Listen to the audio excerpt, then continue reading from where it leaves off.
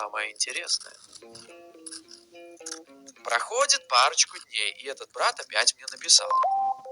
В общем, как оказывается, наш батя сейчас болеет, и ему требуется помощь. И этот брат такой говорит: слушай, у нас ведь все равно течет его кровь, а кто как не мы поможет нашим старикам? Только на нас надежда, какие бы они ни были и что бы они ни делали.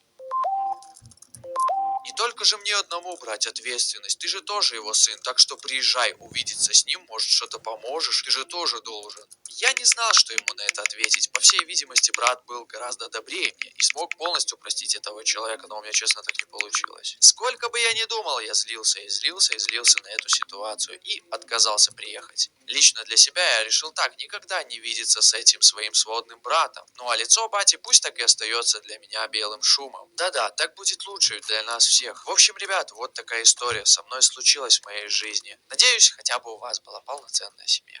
Спасибо за просмотр. До свидания.